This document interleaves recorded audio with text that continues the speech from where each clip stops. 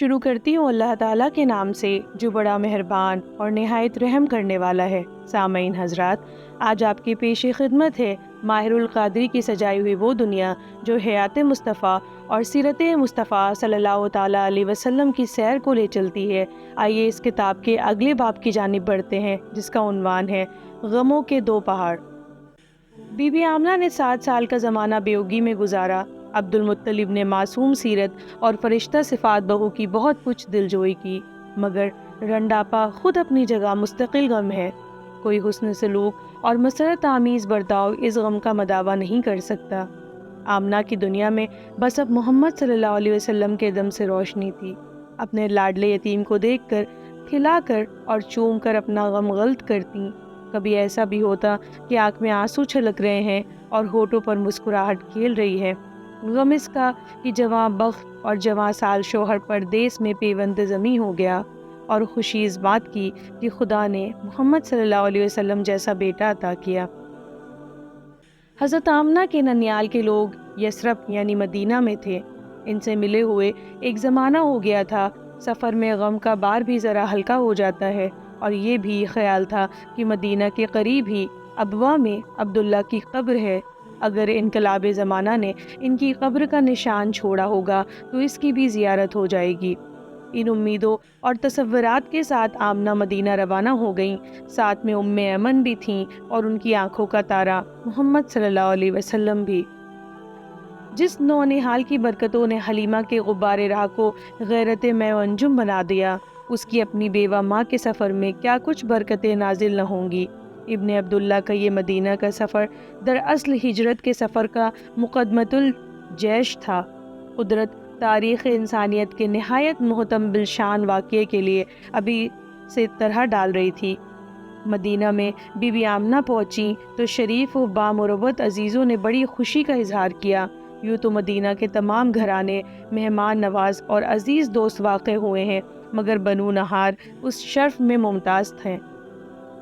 وہ باہر سے آئے ہوئے پردیسیوں کی راہ میں آنکھیں بچھا دیتے، اور آمنہ تو پھر اپنی تھیں۔ خوب خاطر تواضع کی اور انتہائی مدارات اور وسعت خلق و مروت کے ساتھ پیش آئے۔ بی بی آمنہ کو بڑی بوڑھی عورتوں نے کلیجے سے لگا لیا اور یتیم عبداللہ کے سر پر شفقت کا ہاتھ پھیرا۔ عورتیں یوں بھی دل کی نرم اور حساس ہوتی ہیں، اور یہ تو موقع بھی اظہار غم کا تھا۔ ایک بیوہ اور ایک یتیم کا وہ خیر مقدم کر رہی تھیں۔ سب کی آنکھیں اشک بار ہو گئیں۔ ان آنسوؤں میں نو واردوں کے آنے کی خوشی بھی ملی جلی تھی۔ اس احساس نے آنسوؤں کو بہت زیادہ اجلا اور جاندار بنا دیا تھا۔ صرف غم کے آنسو دھندلے دھندلے سے ہوتے ہیں۔ محمد صلی اللہ علیہ وسلم کے وقار و متانت کو دیکھ کر سب کو خوشی بھی ہوئی اور حیرت بھی۔ محلے میں چرچے ہونے لگے کہ مکہ معظمہ کے خاندان بنی ہاشم کا ایک بچہ آیا ہے، جس کی پیشانی سے اقبال و سعادت کا آفتاب طلوع ہوتا نظر آتا ہے۔ اس کی باتوں میں اس قدر دلکشی ہے کہ دل کہتا ہے کہ چمن ہاشمی کا یہ بلبل چہکتا ہی رہے۔ مدینے کے بچے زیادہ مہذب اور باشعور بچے نہ تھے۔ ان میں ایسے بھی تھے جو ایک دوسرے سے فحش کلامی کے ساتھ پیش آتے، آپس میں لڑتے، ایک کا ہاتھ دوسرے کا گریبان، کوئی خاک اڑا رہا ہے، کوئی کنکریاں پھینک رہا ہے، مگر محمد صلی اللہ علیہ وسلم ان باتوں کے قریب نہ بھٹکتے۔ ہاں، کوئی بچہ تیر اندازی کی مشق کرتا ہوتا تو اس کا ساتھ دیتے، یا پھر بنو عدی بن النجار کی باولی میں تیرا کرتے۔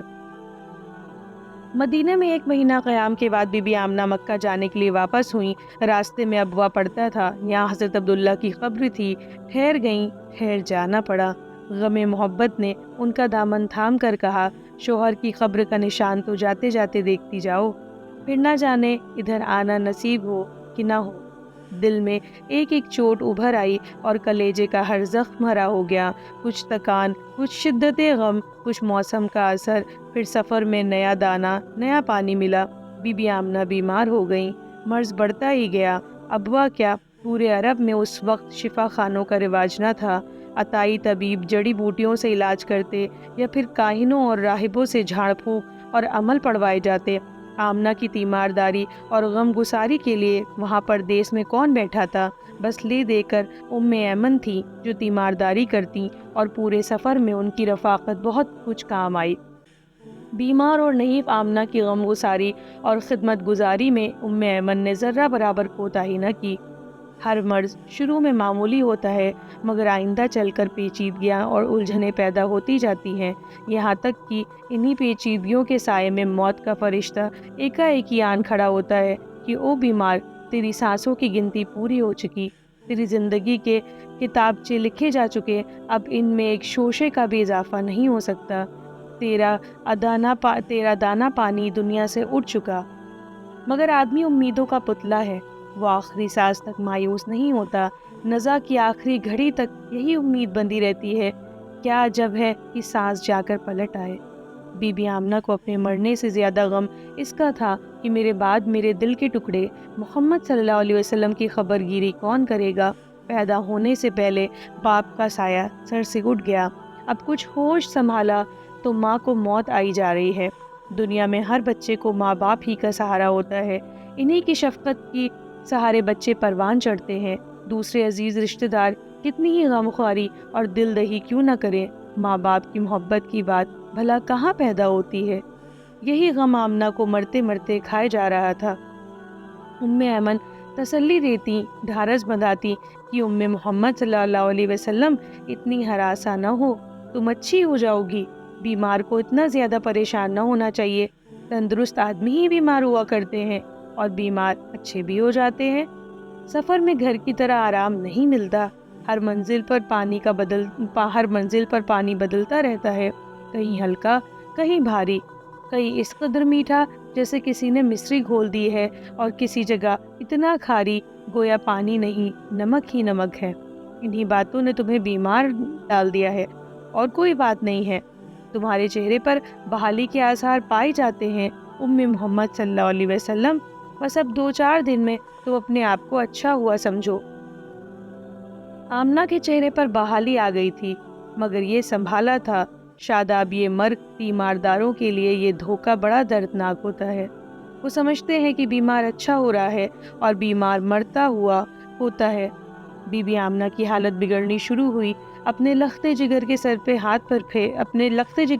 پر ہاتھ پھیرا، آخری ہاتھ، کچھ کہنا چاہا مگر شدت نزان زبان کو سن کر دیا، 2-4 کروٹیں لیں اور محمد صلی اللہ علیہ وسلم پردیس میں بے ماں کے رہ گئے۔ وہیں ابا میں جہاں اب سے 7 سال پہلے عبداللہ پیوندے خاک ہوئے تھے، آمنہ بھی مدفون ہوئی۔ محبت نے سچ مچ زمین کی تنابیں کھینچ دی، اسی جذبے نے آمنہ کو مکے سے کشا کشا بلا کر عزیز شوہر کے آرام گاہ میں جانثار بیوی کو بھی سلا دیا۔ محمد صلی اللہ علیہ وسلم نے اپنی زندگی میں یہ پہلا سانحہ دیکھا تھا، اور سانحہ بھی کتنا المناک، ماں کی ابدی جدائی، وہ بھی کہاں، پردیس میں، عزیز و اقارب سے دور، بے کسی اور ناآشنائی کی موت۔ مکہ میں آمنہ مرتی تو سینکڑوں ابنائے ہاشم جنازے کے ساتھ ہوتے، گھر گھر سے رونے والیاں آتی، اور یہاں ایمن کے سوا آنسو بہانے والا بھی کوئی نہ تھا۔ محمد صلی اللہ علیہ وسلم کو روتا دیکھ کر ایمن نے بہت کچھ تسلی کی باتیں کی، مگر یتیم بچے کے لیے ماں کے مرنے کا غم بڑا ہی درد انگیز ہوتا ہے، جس پر گزرتی ہے وہ وہی جانتا ہے۔ ایمن چند دن کے بعد یتیم و یسیر محمد صلی اللہ علیہ وسلم کو لے کر مکہ آئیں۔ عبد المطلب کو بہو اور پوتے کے آنے کا ہر وقت انتظار رہتا تھا، پوتا تو آ گیا مگر بہو نہ آئی، نہ آ سکی، موت نے نہ آنے دیا۔ ابوا کی خاک دامن گیر ثابت ہوئی۔ آمنہ کا یہ سفر دراصل سفر آخرت تھا، موت کو تو ایک بہانہ چاہیے۔ بنو ہاشم کے گھرانے میں کوہرام بپا ہو گیا، عورتوں نے صفِ ماتم بچھا دی۔ سید القریش محمد صلی اللہ علیہ وسلم کا اب تمہارے سوا کوئی نہیں ہے، ایمن نے جھجکتے ہوئے انداز میں کہا۔ ایمن، کیا تو یہ سمجھتی ہے کہ آمنہ کی یادگار اور عبداللہ کی نشانی کو یوں ہی بے حفاظت چھوڑ دوں گا؟ محمد صلی اللہ علیہ وسلم میرے دل کا ٹکڑا اور میری بوڑھی اور سفید آنکھوں کی روشنی ہے۔ یہ حمزہ، عقیل، ابو طالب، حارث، ابو لہب اور عباس میرے بیٹے ہیں، مگر رب کعبہ کی قسم، محمد صلی اللہ علیہ وسلم ان سب سے مجھے پیارا ہے۔ تم میری محبت کا اندازہ نہیں کر سکتی ایمن، کاش دل دکھانے کی چیز ہوتی۔ قدرت جس کو بڑا بنانا چاہتی ہے اسے آزمائش کی بھیٹوں میں تپاتی اور غم و علم کے خارزاروں سے گزارتی ہے۔ پہلے غموں سے قلب میں غداس پیدا کیا جاتا ہے کہ اس غداس کو دوسروں کی غمخواری کے کام آنا ہے، اور سانحے طبیعت میں نکھار پیدا کرتے ہیں۔ عیش و مسرت سے دنیا کی بڑی شخصیتوں کو جان بوجھ کر دور رکھا جاتا ہے۔ آلام و مصائب کے افق ہی سے عظمتوں اور بلندیوں کے آفتاب طلوع ہوا کرتے ہیں۔ قدرت کی یہی صفت اور اس کا یہی دستور اور یہی مصلحت ہے۔ ماں کے مرنے کے کوئی ایک سال بعد عبد المطلب، جو عبداللہ کے در یتیم کے کفیل تھے، دنیا سے چل بسے۔ عبد المطلب کو مرتے دم اس بات کا بڑا غم تھا کہ بے ماں باپ کے بچے کی کفالت اب کون کرے گا۔ کاش میں چند دن اور زندہ رہتا، یہاں تک کہ محمد صلی اللہ علیہ وسلم اپنے پیروں پر کھڑے ہو جاتے۔ عبد المطلب کی اس آرزو پر قدرت مسکرا رہی تھی کہ ابن ہاشم محمد صلی اللہ علیہ وسلم کو بے سہارا سمجھ کر غم کرتا ہے، اس کو یتیم جان کر روتا ہے۔ بوڑھے سردار، یہ یتیم تو یتیموں کا والی اور غلاموں کا مولا ہے، جس کے دنیا میں سارے سہارے ٹوٹ گئے ہوں، اسے یہ ایک دن سہارا دے گا۔ یہ وہ ہے، چاند ستارے اس کے اشارے پر گردش کریں گے۔ عبد المطلب اطمینان کے ساتھ جان دے، محمد صلی اللہ علیہ وسلم کا غم نہ کر، اس کی غمخواری کے لیے اس کا خدا بہت کافی ہے۔ چہرہ مبارک اترا سا تھا، مگر اس سوگواری میں بھی وجہ مقدس اس نیم باز کلی کی مانند تھا جو شبنم میں ذرا ذرا بھیگ گئی ہو۔ غم کی صداقت جبین و رخسار کے حسن کو مان نہیں پڑنے دیتی، بلکہ اور نکھار دیتی ہے۔